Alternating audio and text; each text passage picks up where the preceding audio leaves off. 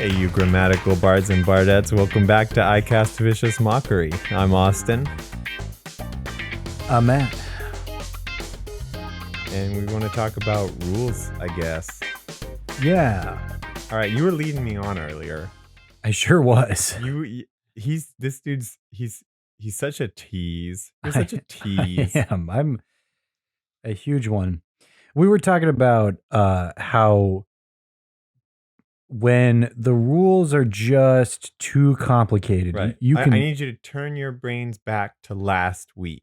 Right, when we talked about this at the end of the episode. For us, this was one bathroom break ago. Yep. But for you, this was God knows how many bathroom breaks.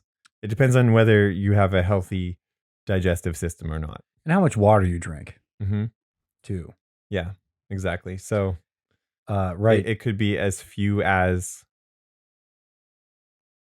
oh my God, I was going to say like as few as 10. But then I realized that for some people, it's even less than that almost. I don't know if there's anyone who doesn't use the bathroom at least once a day. It's got to be at least once a day, right? God, I hope so, for their sake. If you don't use the bathroom at least once a day, you should see a specialist. If you don't have a bathroom and that's why you don't use the bathroom at least once a day, then quit being pedantic about it. You know what we're talking about. Yeah, you know what we mean. Man, pedantic is one of those words that just never comes to my mind. It's a fun one though. Yeah, it's good. Okay. Yeah. So Austin was struggling on how to think about how do you describe the feeling of knowing that the rules are too complicated? Like it's a feeling that you get, right? There is a feeling that you get. Yeah. When you're setting up rules and you decide that this one's too complicated to actually be in the real thing, to actually be in the implementation of this character type, this background, this whatever. Okay. So I am going to describe to you the A plot of an episode of Rick and Morty. Okay. And I think that, have you seen Rick and Morty? No. All right. Doesn't matter that you haven't seen it. So there is an episode where the actual devil just kind of is like around, and he runs an antique shop and he starts giving people items that have like a monkey's paw type curse, where it gives them something that they want, but at a cost that is greater than they were willing to pay. Right. And they don't know it yet right away. And he just gives it to them, right? So Rick, being like a super mega genius, creates a paid business right across the street from him where he takes the curse off of the thing, so it only has the benefit and not the curse. Right. So they pay him. The item was free, and then they pay him to remove the curse. Right. He can like analyze stuff and he knows what it does.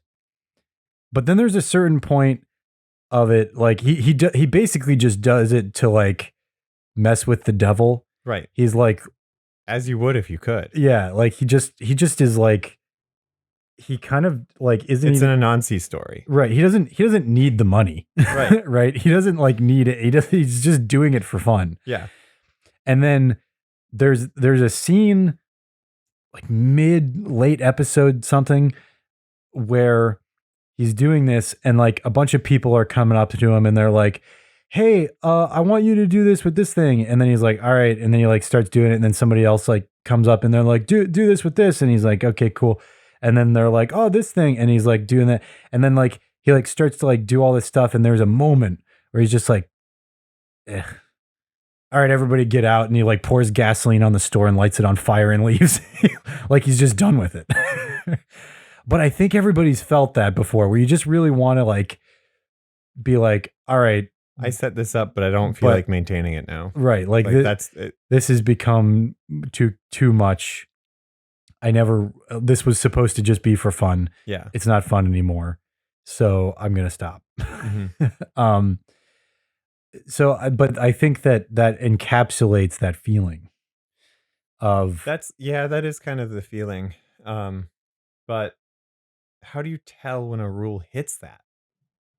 when Like how can you, as a person who's made games technically, you have um, and one. I've completed some board games and things too, so it's not like I haven't made a full Yeah, didn't we make one game based on rules like that. Did in we? grade school? Oh, we might have done. It was probably really bad. It was Oh, I remember that. yeah, Yeah, that might have been too complicated actually. I don't remember. I remember that it was about Minotaur. Yeah. It actually ended up being basically what all the Lego board games that came out after were, but they were just scaled down versions of the giant thing we tried to build. It was like Trivial Pursuit though, essentially is Is except that there what we was a made? minotaur chasing you too. I just remember the board and the yeah. Yeah. We just had a great time building with It Lego. was fun. It was yeah, it was a great It was project. fun. Um would recommend. Would But recommend making a Minotaur board game. yeah, that was pretty great. But no, I think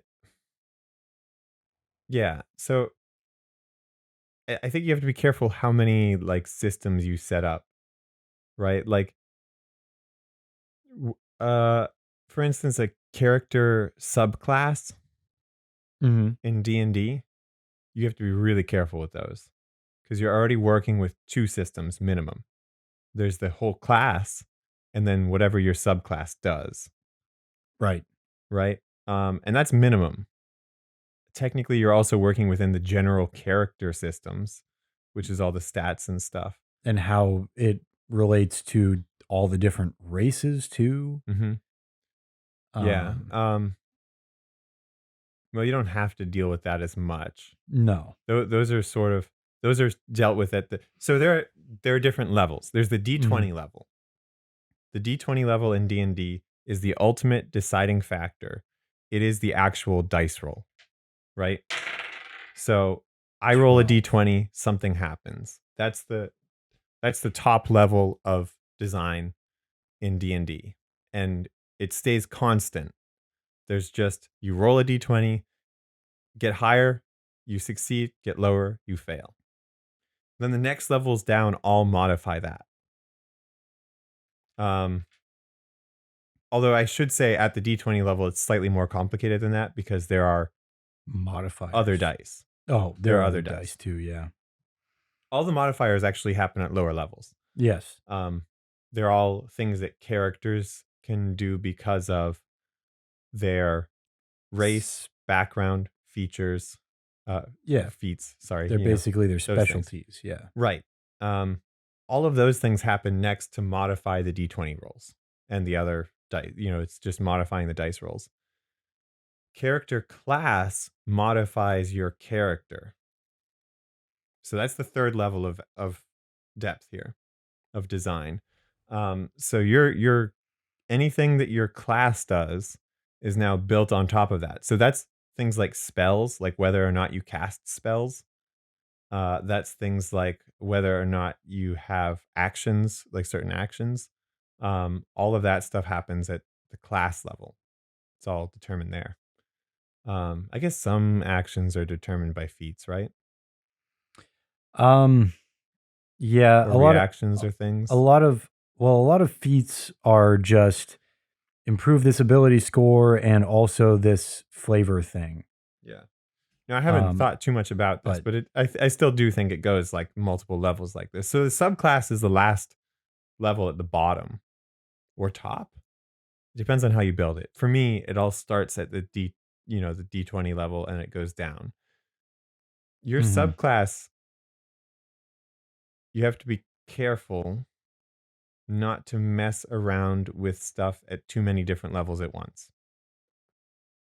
right? Like your subclass mhm. it can be entirely about messing with stuff at the character level where like it changes stats or things like that. You could do some of that. You could do um You can do all the different stuff, but like you have to know what you're modifying when you change stuff. And because you already have all that overhead, you don't want to add a whole bunch of extra things that are hard to keep track of on top of it. The spell system, I would say, is already at the upper limit of complication. It is right there where you can it's barely usable as far as a game goes.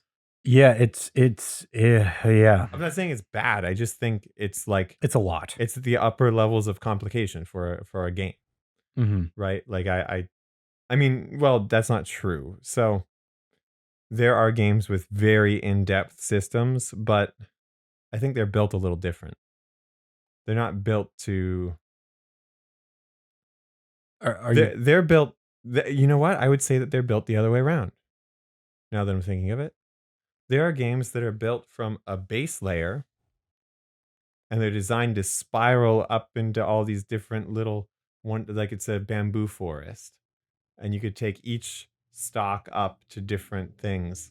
So I'm talking about like war games and things like that, like intense simulation-y type ones, okay? where you can spiral on any given subtopic and you can get as in-depth as you want. D&D is designed to take all that crazy complicated stuff and simplify it down into a die roll, or maybe you roll two, right? So I think it's intending to go the opposite way around. Like it's intending to become less complicated. Right. Yes. Yeah. Well, yeah, and that's why it's so accessible. Mhm. Because it really does boil down to you roll this thing that has 20 And now sides. this is all just off the top of my head, so I might change my mind on this later. But I think we're on to something. Yeah. I think that I mean, maybe if I had done some research on this, I might know that people have already had this take or whatever, but I don't know, it's fine. yeah, well, I think there's something to say about coming to conclusions independently too. There is. Um yeah, it's so D&D is something that is very accessible for a lot of we talked about accessibility of D&D on a Mhm. previous episode. So we don't have to get too much into that. I No. feel like we've Let's covered that avoid it. pretty well. But I think that the reason that 5th edition has been so successful is because they just keep making it less complicated. Right. And I think that sometimes people want to introduce complications because they feel like it will make it more fun. Yeah. Uh, More fun because you can do more things. because yeah, exactly. They're like, "Oh, look at how cool this is. You can do all of this stuff." But I think that I think what the kind, it depends on what kind of complication it is. Mhm. Because I think the kind of complication that people won't get into are conditional complications. Mhm. Things that are like, in this circumstance, you can do this thing, but in this circumstance, you do this thing, and in this circumstance, it's like this. Yeah. People aren't going to keep track of that kind of stuff. That is exactly it. That's where we're getting to. Hmm. Because it was that monk subclass we talked about last time. Yes. And I guess we'll put it in the show notes again this time. But th- what they really needed to do Hmm. was have a stat that this monk has that it could just be your constitution modifier and your dexterity modifier added together, and then use that stat for all of the subclasses features. Right. Exactly. That would That have taken it and gone from a complicated set of things to remember to ah, when I level up, if these two stats change, I change this number, then I use this number for everything. And the reason that it felt so complicated, even though it's no more complicated than things like your spellcasting modifier, right. it's not any more complicated than that, or things like superiority die. Hmm. But those are physical like counters that like the superiority die, you can just use physical die, right? Or dice. Right. You could just have 8 of them sitting out in front of you. Then you Mhm. could roll Roll one and one then you and put then it put it away. away. Yeah. And then the next day you put it back, you know? And then the other stuff is like, yeah, you have it on your character sheet, right? Now, maybe what they were doing, because it was homebrew, is they were trying to stick to just the numbers that are already on the character sheet. That's totally understandable. Right. And to be Oh, clear, yeah. what they had done Mhm. is they had created a feature. Mhm. Basically, it's like you use 2 key points to do this thing. Right. It lasts for a minute. Mhm. And then while you're doing this thing, you can also spend any number of key points, Right. and then 5 times that number, I think that's like, on the initial use. You can choose your number of key points 2 or greater. right. No, I think of the way it was worded is that, or maybe It doesn't matter. and you see that's exactly why it's too complicated, Yeah. because it's kind of unclear Mhm. as to, but even if it was clear, the fact that there's there is a condition that you're in, like a rage Mhm. is sort of like a condition that you're in. Mhm. But as far as I know, there's really nothing in the rules where like there are plenty of things that are like while you're raging you can do this, Mhm. but they're like passive abilities most of the time. Yeah, while you're raging, you have resistance to this. You're right. You get advantage on this. You get whatever on whatever. Yeah. Right, exactly. And there is a thing where you can Well, but if you look at the what's it called? The wild magic barbarian? No, it's called something else. But you know the one, the yeah, barbarian where when you go into a rage, it triggers a spell sometimes. I don't know if it's all the time. Or it triggers a magical effect. right. Um, and that, you roll on the table to determine what's gonna happen. And hope you're not a plant this time, but maybe it could Maybe be you're a nice. plant, Could be nice. potted plant. Yeah. There you go. You become a potted plant. It's a new perspective to see things from. Right. But that's not too complicated because you make the decision to rage and you know that when I do this, I Mhm. roll these dice to Yeah. That's why see I'm what thinking happens. it was at the initial use was when you decide how many points.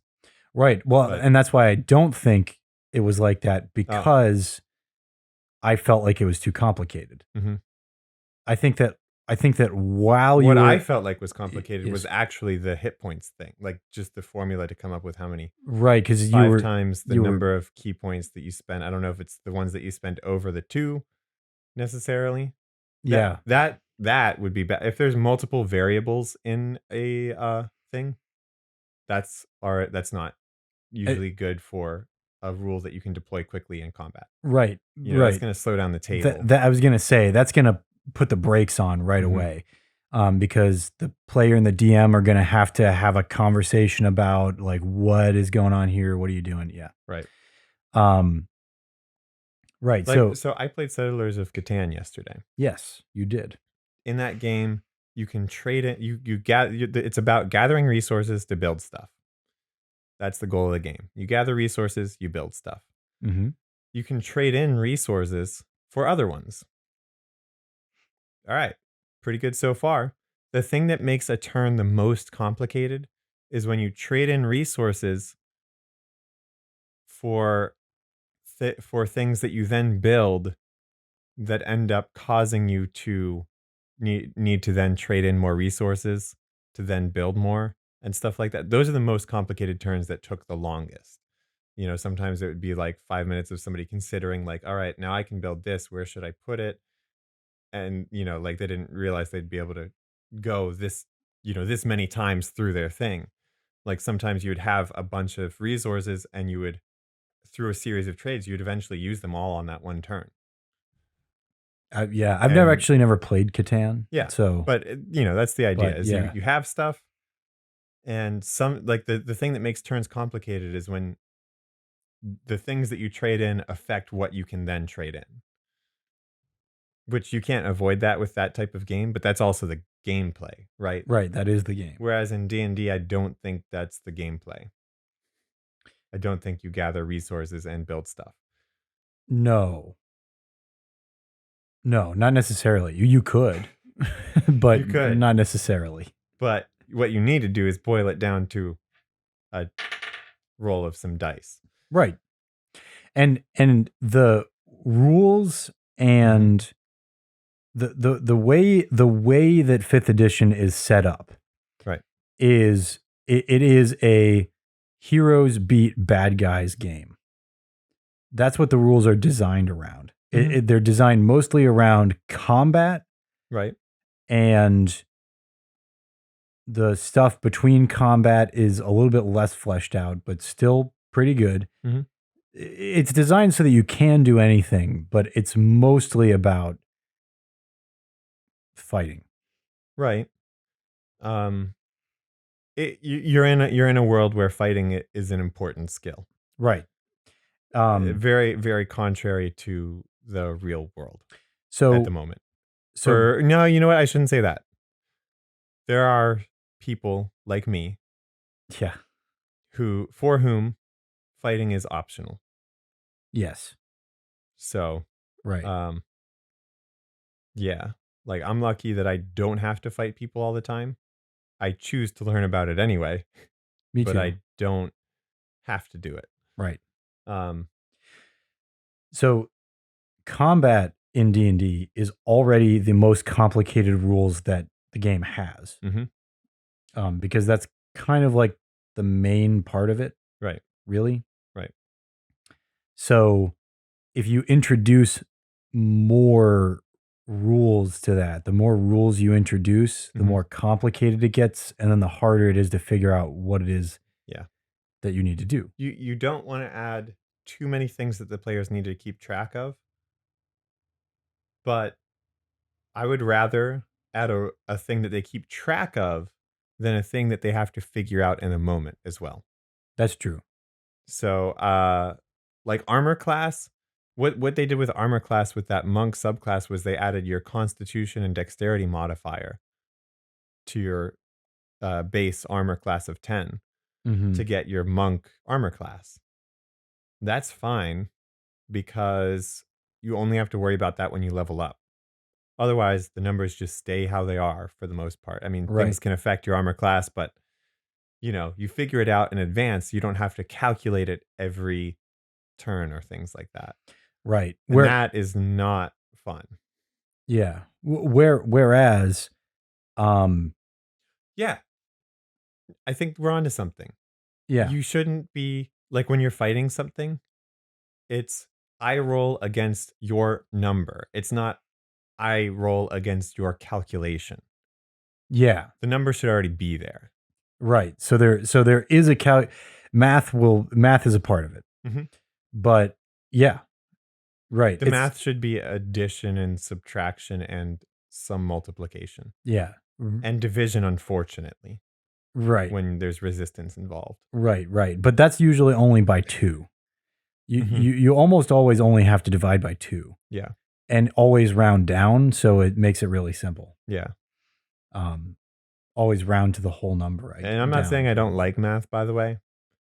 I do, but I think for this type of game, it's not what it's about. Right. And if you like math and you want to do more math, find a and you find a group who wants to do more math, Yeah. that's great. Yeah. Maybe they prefer the May, complicated stuff. maybe That's fine. maybe more rules is exciting to you. Um, but definitely not part of the base game. Right. Yeah. Um, so yeah, that's like the sort of two parts of it is you don't want to have too many additional things to keep track of. Keep that to a minimum. For fighters, they keep track of their superiority dice and they choose actions that match that they can use them for. Right. Right? For spellcasters, they've got their list of spells and they choose which ones they are able to cast basically. Right. And Um also and then like spell slots and and stuff like again, that, but that is already like as complicated as it should be should you like can really get. It's for the to average to person. me playing with pen and paper, uh being a spellcaster is not fun. It's daunting. Yeah. Oh, And the reason is yeah. because you have to go back and erase. I I personally am not a fan of erasing stuff on character sheets. I Mhm. I I would go the transparency sheet over the character sheet route and use a dry erase marker. That's fine to me. But I just am not a fan of having to go and reset stuff. I'm glad for D&D Beyond because that makes that a lot more bearable. Yeah, But having it even that all stuff, I'm just maybe I'm just too lazy to play D&D. having it all digital is hell. Well, I think D&D Beyond was a great tool if we're talking about accessibility for a second. Yeah, it's a great tool for that. I don't think I would have ever wanted to play a spellcaster either Mhm. if it wasn't for the fact that all of the spells were right in front of me and I could look at them and And you could see, and when you tap on the spell to use it, it one of your spell slots is taken up. When you do a long rest, that spell slot comes back. right, you don't have to keep track of any of it. Yeah. Um, and you Uh, can click on the spell and it tells you exactly what it mhm. does and how to use it. So you don't have to like remember what that spell Yeah, spells does. are super complicated. They are, but they don't feel like it anymore. Mhm. I mean, yeah, I mean back in the day, pen and paper D&D, if you had books and paper, if you cast a spell and you just didn't remember what it did, you'd have to open the book and Yeah. find it and read it. I mean, you're gonna have some tabs in the book Oh yeah, to for keep track sure. of stuff Yeah, like that, those little but sticky papers for sure, yeah. or those magnetic bookmarks. No, We those are a little too big for that. They're too big I for wouldn't that. put a bunch of them in a book. No, you're right. That's right. That's too many. Um, I would put in one when I'm keeping track of, But those sticky um tabs with like the little colored ones, mhm, yeah, that's good. Pick a those color that's for yeah. spells. Um, well, I would write the, Or yeah, initials of the spell on it or whatever, what because you can't write the whole name unless it's a big they do make wide they ones make that are like big, file tabs, yeah, so you could stick those in big there stickers. Yeah, in case you guys are looking for ideas. Actually, I think that that's faster and it's more convenient sometimes faster. Yeah, than the digital way, except well, it's faster for, like because you can go so mm, it's, like, faster to do than, like, swipe over, get to the spell page, and then scroll through the spells and tap on this one and see what it does. So there are advantages and disadvantages to both, but right. Yeah, there is something to say too about mouse versus touchscreen. Mhm. My laptop has a tablet mode, but it doesn't work right now, which is actually really inconvenient because the tablet mode is a lot faster Interesting. when it comes to like doing stuff, Yeah. except for typing. That's the only thing that's not faster. Huh. Um, but everything else is fast, especially the map. Let me tell you, navigating the map with a mouse is really difficult and annoying. On a touchscreen, like scrolling over and zooming Mhm. in and stuff is really easy. Um, so anytime you guys had a question about the map or I was trying to figure out like the name of this city or whatever, it took like a That's why DM screens have so many panels, full minute. Yeah, yeah. right? No Like, kidding. you gotta paste all this stuff on here, all these little tiny maps and whatever, you know? Right, right. Yeah, there are some things that are nice to have digitally, but there are a lot of things that are a lot better to have physical papers for. Mhm. Um, Another one that's great to have physical papers for, NPC names. Yeah. That's great to just be able to pull out a paper and look at it and pick a name. Yeah. Yeah, exactly. Like the random like tables. Tables. Tables, yeah, Tables are paper tables are where it's at. paper tables for sure. I have a notebook that I keep a lot of my notes in, which was really useful because one of the players didn't remember to put the necklace of fireballs that they got 6 sessions ago in their inventory, and I had a note in my notebook of how many beads were on the necklace of fireballs, because I had rolled that, and I wrote it down, and it was really easy to find because it was Mhm. right there in the notebook. Yep. Um, My notes. Have I showed you my notes before? I don't think so. Here, let me show you. Ooh. I do two things with my notes. I have a notebook Yes. that I use during the sessions, but then I put my notes into sorry. ah, I put my notes into Rome Research. That's the name of what I use for notes. I could share it with everybody, but there is a problem with that, and that is that I also put personal notes in the same thing, and um, as a result, I don't want everyone seeing the whole thing. Technically, I can make like a sub notebook. It's not a notebook. It's not even close to a notebook because when you bring up your notes in Rome Research, I'll put like a link to it. Your notes are defined by the Oh. connections to other notes. Um, Ooh, so interesting. these notes, the larger nodes in my graph are the ones with more connections. More connections, The yeah. largest one, I believe, is Cataclysmic Rift, actually. Nice. Yeah. So let's find out if that's true. Um, Yep, yeah. sure is. So what I do is you can see here that these are all links that I create to other nodes. Um, so like the Mushroom Shaman Elf guy who we fought, Mhm, mhm. he's got his own page. There's probably nothing on it, except for when he died. Yep. I can't keep track of the dates. I'm just like as a player, I'm not very good at that. So I haven't Oh, been, dude, but you got, like, everything important in here. yeah, I put each session as its own little sub note here. And then there anything that's linked back to this page is listed here. Um so like there's a note about the Cataclysmic Rift characters. Um actually there's probably nothing in there. Here's Cataclysmic Rift player characters and it's Mhm. just a list of them and it links to their pages. And then Liam's page here has a little bit of information that people or that I wanted to remember about him, including the rules for how he sleeps, which has Oh, its yeah. own page. And then, so I can see that anytime I need. And then I just go back to here for the whole campaign. And also from here, you can see, let me see. Oh, no, it's with, what do I do? There's a way to see the graph of this page. I just don't remember. Shift click. Let's try that. No, that's not what I meant to do. Okay. Oh, no, no. Come on, mouse. You can do it. So there's,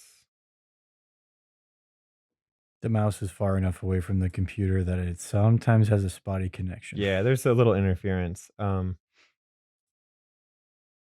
here. So this opens up the graph view of this page specifically, so I can see anything that's connected to it. Oops, I Oh, zoomed in too far. okay. Oh, Yeah, Philip. Who locations. the heck was Philip? Philip. Philip was the he was the guy. I didn't write anything about him. Oh, he might know about arcane history of the so he was like a historian. Yes, he was the guy. He was Andrew's uh like mentor teacher guy. Yeah. So Yeah, anyway, that's what I use for notes. that's Philip. It's like that. I like that in the graph view, even here, it shows the relative number of links. So this one's just a gigantic node attached to just Philip. That's great.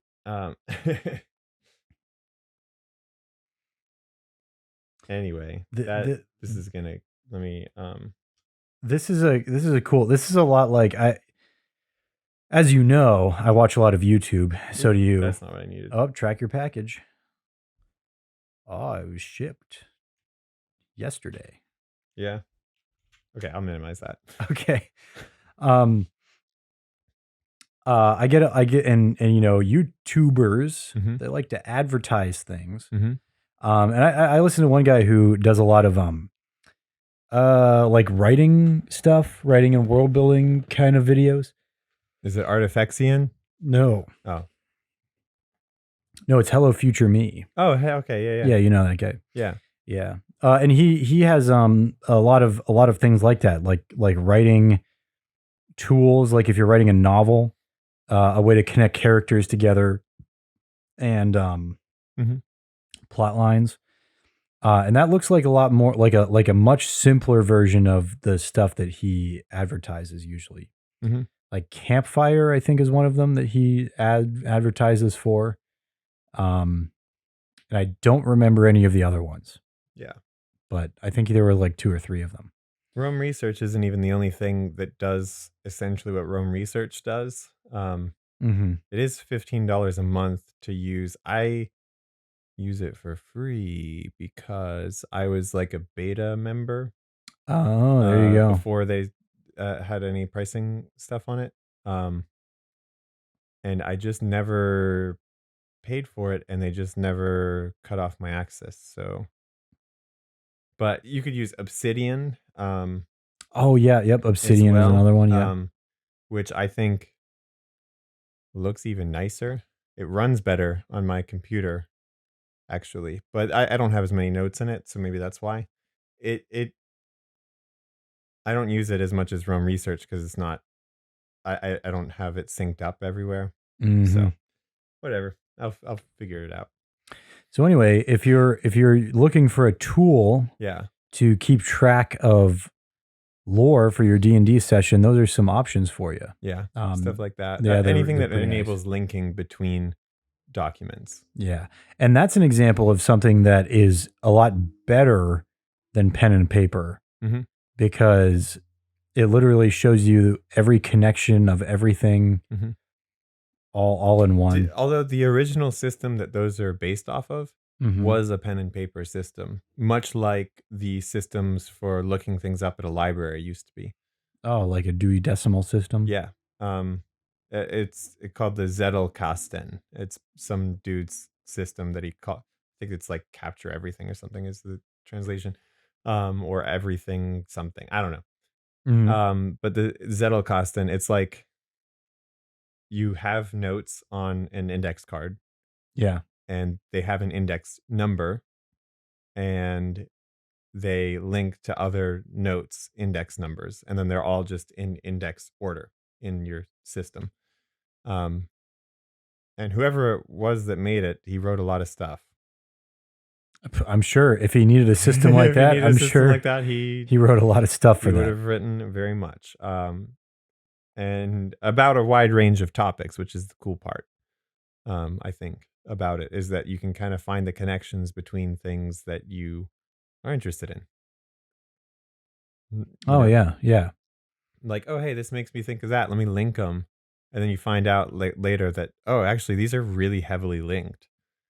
Let's look into that. Nobody's done that, right? Yeah. Which I found a few times. Yeah. Like the decline of cabbage sales in relation to the notoriety of the avatar. Yeah, but then they go up later or But something. then they go way up later. Yeah. Um. Oh, Uh, speaking of which, mhm. of Avatar, I should say. Um, do you guys see there's an Avatar tabletop role playing game coming out? Yeah. I should, I should say it's not guaranteed to come out because it's on Kickstarter right now. But when I Gotcha. checked, it was already backed by 100 times. I think they were asking for like 50,000, and it was at 4.5 million when I checked. Yeah.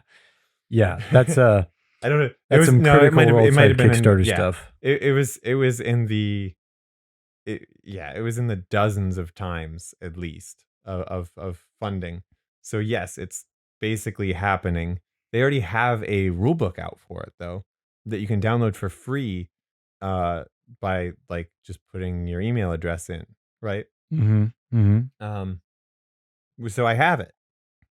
They have some cool stuff in there. I haven't Yeah. read the whole thing yet. Yeah, you were telling me a little bit about some of the stuff at the beginning, yeah. Yeah. I'll just talk about one thing that I'm particularly excited for, Sure.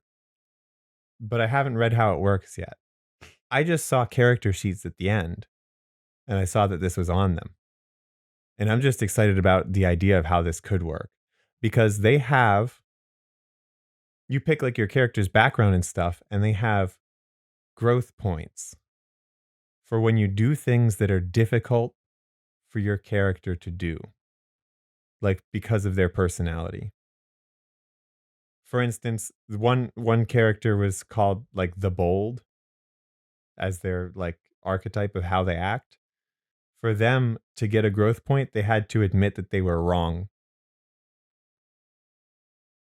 right? That's pretty cool. Yeah. And I couldn't tell exactly how it worked just from looking at the character sheet, but there were 4 spots for growth points, and I believe that those might have been permanent advancements that your character would make. But there was other stuff related to it too. It wasn't even just that. There was more about that. That's some exciting storytelling stuff, which is necessary because if you are going to play a campaign based on Avatar The Last Airbender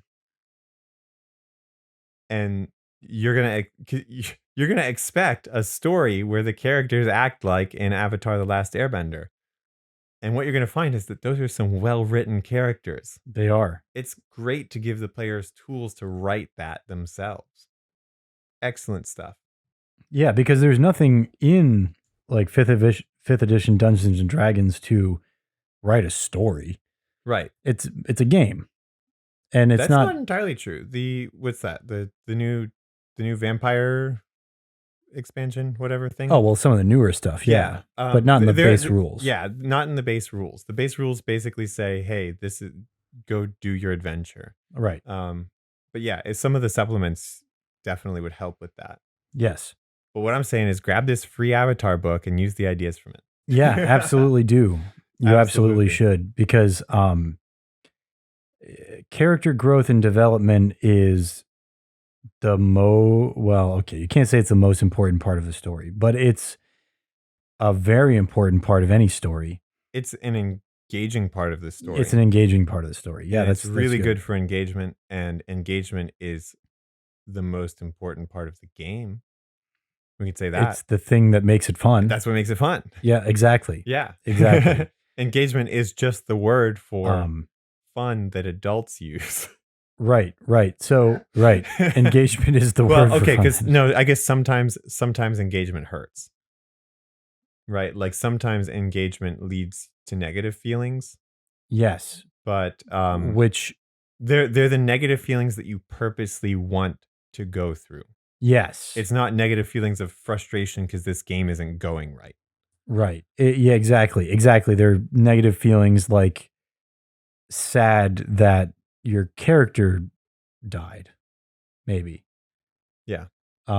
Like you recognize that their sacrifice was worth it. Right. Like a tragedy. It's still, yeah. Mm-hmm. Yeah. And it took a lot for them to do that, but it's still sad for you and for everybody else. Like that's engagement. Right. As opposed to disengagement, which is the other negative emotions. Yeah, exactly. Disengagement. Like if you just sit there and you're like, I don't care about anything that happens. Mm-hmm. Yeah, that's not fun for anybody. No, it's not a fun. Yeah, and overall the experience is fun. Fun is, I guess, the name that we give afterward to an experience that was engaging. Yeah. If it was the more engaging it was, the more fun we had, even if some of that engagement was negative on purpose. And that's the kind of thing that I am always searching for when we play. Like the jokes and the banter and stuff like that are nice. Mm-hmm. But I really, really am looking for. They can be a source of engagement as well. They can be, depending on how you do it. Exactly. And I think they have their place. But I'm really looking for. I think the only time that we really felt it was when you guys met Acacius Ludo. at least from my perspective, it seemed engaging in like almost an ominous way, or like an I don't know. Well, I know how those situations make my character feel, Mm-hmm. and it is um he's a very contradictory person. Or not contradictory. He's a very okay, let's call him a very contradictory person because I can't think of the right word. He if you tell him he can't, he Mm-hmm. will. Yeah. Right? And so when somebody, for instance, if someone scolds him, his natural reaction is to relax, right? If some, and the more somebody shouts, the more relaxed and at ease he becomes. Um, that's just how he is. So Interesting. I did not know that. yeah, um, there are documented cases of people um getting super angry at the actual person he's based off of, and he will like literally be like, he'll like sit back in his chair Mm-hmm. and be like, huh, interesting. And then he starts to laugh because Mm. like he's having fun at that point. Okay. Like Yeah. the more pressure you put him under, the more he's like, all right, this is good. This is fun. I enjoy this. And it might be because of his competitiveness, right? Like Right. he's Right. very competitive. He tries really hard to win and he enjoys winning and he usually does. Yeah. So as a result, he'll, he relishes that, like when somebody tries to challenge him. So I think that was an interesting thing for me to try to feel in a situation where like I as the player know how bad this is for my character, but as the character he would have the opposite reaction of like exactly how risky I think it is how likely it is for him to do it. Like You're right. Yeah. He goes for the big risks. Yeah. Yeah. yeah, that's what it feels like. Sorry though. Yeah. No, no, you're totally right. And guess what? Mhm. That's engagement. Right. Still. Exactly. Well, when you are, yeah, when you are feeling what the characters would feel, even if you, even if you're just simulating what the characters feel in your brain, if you're using your full brain to do that, that's engagement. That is it. Yeah. And I think that's what was going on. Like I had parallel processes going on of like what I was feeling and what he was feeling, and I was trying to like, all right, well, how do we act this out? All right, here it goes. And I think that is fun for me, not for everybody. Some people want to get into their character, and I don't mind that either. I think either way is good. I'm just not picky. Yeah. Um, I like getting into my character Hmm. for sure. My Yeah, characters, the ones that I play. But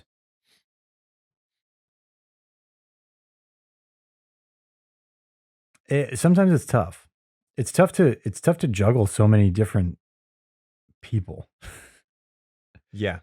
And it's especially tough when you guys decide you want to find and talk to somebody who doesn't exist yet. Hmm. And then I come up with like everything Hmm. right then and there. I'm like, oh man, where do I go with this? But uh but that's part of the fun too. Well, you have to have those bit characters, right? Oh yeah. You have to have those like this is their thing, like Yeah. um She likes gambling. Sure. yeah, That's how she got this boat. This isn't hers. there you go. There you go. I mean, like, yeah. Well, it's like we were talking about with the rules earlier. Mhm. Sometimes you want more depth and more complication, but if you're going to be playing a bunch of characters, you can't be keeping track of all that stuff for all of them. No, sometimes they just gotta have their They have couple one of thing and it doesn't really change, and that's okay. yeah, that's good. Not every character needs an arc. Right. Yeah. Yeah, but exactly. but the important characters, it would be more engaging with the story if other characters did have an arc. Potentially, yes. It could be. Yeah. I'd like to at least provide the opportunity for that Mhm. in the There game. you go. That's it. Um, and then what happens is what happens, you know? Right. Right, yeah.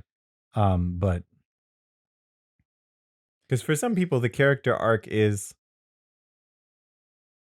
not important.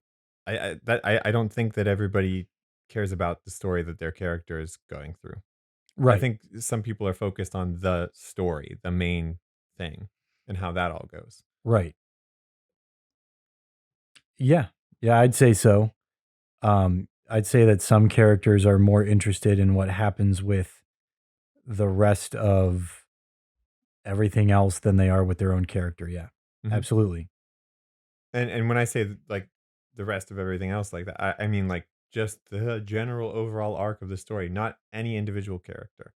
No individual character's development might interest somebody, and I think that's fine. That like they have the real global perspective. Yep, exactly. Like the way that we would. And I know that because I've engaged with stories that way. There are definitely things where I've not cared about a single character in them, but the overall story I do engage with. Um, Yeah. I can understand that. so that's definitely a possibility. We've got some homebrew here, right? Yeah, we got some homebrew. That we've got Oops, well, up, I got it. I got it. up. There we go. There it is. All right. So this one is brought to you, brought to us, brought to everybody by our pal, our close personal friend, Phoenix.Jellybone. Phoenix Jellybone. I don't No, know how you say no, your name. there's no dot. Oh, there's not? No. That's just PheonixJellybone. Right, you are. It's just like a weird thing of the angle And this in the is font. a D&D Beyond It's on homebrew. D&D It's on Beyond. D&D Beyond. It'll be Yeah. linked in the description. I don't know if you'll be able to see it actually. I'm not sure if it's like behind a login or what. I think that homebrew access might well no. You can look at homebrew, but I think you can't maybe use You homebrew can in look, your but you can't touch. So this yeah. one though is it. This one really hits home. This is it's a background. Backgrounds give you some, feats and some stats sometimes and abilities, and they kind of determine what your character is like and how other characters interact with them, how the NPCs interact with Right. them. Yeah, that's that more than anything. Yeah. Yeah. And the background here is YouTuber. All right. As a YouTuber, you make motion pictures for the public to entertain them. You can make many different types of videos. First of all, you get 2 skill proficiencies, which is pretty sweet. You get deception, performance, persuasion, and sleight of hand. You can choose from those 4, and you get 2 of them. I like the idea of being a deception and persuasion YouTuber who scams kids or stuff like that, because that's a thing that's happening right now. Oh yeah, So it you can play is. as one of those dirt bags or whatever, stuff like that. You get a tool proficiency of your choice. You get a language of your choice. You get whatever normal equipment. That's not fun. It's just normal stuff. Doesn't matter for this. So we're gonna roll them. Here, you get to. Oh, We'll both roll. what kind of YouTuber are we? So what type of YouTuber? Um, there we go. All right, you go ahead. Oh boy. So the options, basically, you choose the type of video Ah. that you make. You could be a gamer, cook, musician, sport broadcaster, viner, dancer, vlogger, or record breaker. And I got viner, Yeah, I got sport sport broadcaster. broadcaster. So that's like Barstool Sports and stuff like that. Yeah. So people like that a lot. Oh, Don't worry. people like it. I know. Feature, well known. After making videos and gaining many subscribers, you fit in with others. People have subscribed to you excite by your presence. All right. Maybe not native English. That's fine. And if they are an enemy, become hesitant to attack you.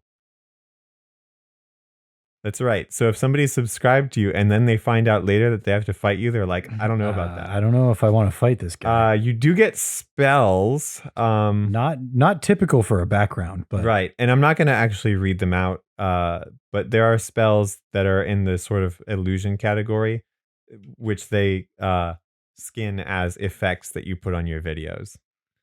But instead, think about it. If it's easier to do the effect physically in the world, people are going to do that. So that's how it would work in D&D. Suggested characteristics. Let's get some dice out. Here, I'll get you a nice sixer. Thank you. So we're going to roll a personality trait here. My channel has given me a boost of confidence. What about yours? I love making good videos. Yeah, nice. All right. See, now we also get, so you get a personality trait, which is just like, this is about you. Now you have an ideal. This is what your character stands for. What are they about? Let's find out what I'm about. I'm all about fun. I just record for fun. I like making good videos, but I'm in it for the wealth. I record to get rich. Oh, man. All right. Then they have a bond, which is a D4. Here. Yeah, it's like a connection to other people. We're going to roll that one. I got me a 4. I got a 1. All right. My bond is I look up to PewDiePie, the most popular YouTuber ever. I think this might be dated. He still is the most popular YouTuber ever, I'd say. Most popular individual YouTuber. Yeah, probably. Mine is that I can't resist hanging with the fans. I like the fans. A lot. All right. Then, yeah, a flaw. All right, a flaw.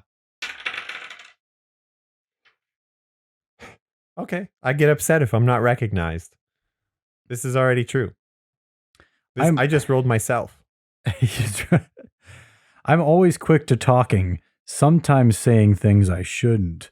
Wah, wah, wah. We'll be waiting for the apology video. Yeah. I'll get the eye drops. Yeah. Hey guys. This is really hard. I'm sorry. I just I really, before I start, let's just jump right into this. You're gonna need to check out my new merch. This apology is brought to you by Raid Shadow Legends. Is that you, Ray J? Ray J, tell me about your earbuds. Ray J, I'm so sorry. I mean, your earbuds are great. I wear them all the time, guys. I wear them. Look, I'm even wearing them right now. I wear them to apologize. Yeah. Anyway, I said something, not great, and it cut out. What did? The video. It doesn't matter. We'll keep going. Yeah, it's fine. Well, that bit's dead in the water. Yeah, it is. That's fine. So we're good. We're good. Yeah, we okay. So I'm a YouTuber who is in it for the money, but loves hanging with the fans. That's not a great combination. Is no, it's not a great combo. A sports broadcaster, YouTuber. Oh, but okay. So you're in it for the money, but you love hanging with the fans. We just put that in quotes, and suddenly now it's an innuendo. Uh-oh. All right. So. Oh, I don't want it. Man. I'm not saying that's true about you. No, I know that's my character, but it pretty much is kind of. I mean, you are a sports broadcaster. I am a sports broadcaster. I am a sports broadcaster. I do like, quote unquote, hanging with the fans.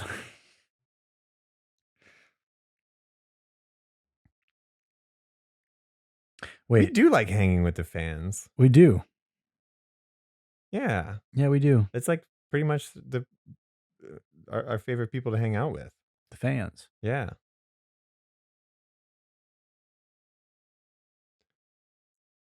What if you just put like some of the individual words in that sentence in quotes, but not the whole thing? Like, Like hanging yeah, with the fans. I like quote hanging with the I fans. like hanging with With the the fans. fans, yeah. I like hanging with the fans. I like hanging with the fans. See, that's the one where I'm least clear on what it means. But Yeah. also, it makes me realize that I don't know what you meant by I in the first place. What? I like hanging with the fans. Do you like it? If you like it so much, why don't you just marry it? And there's the innuendo. Yeah. Okay. Yeah, that was good. We're good.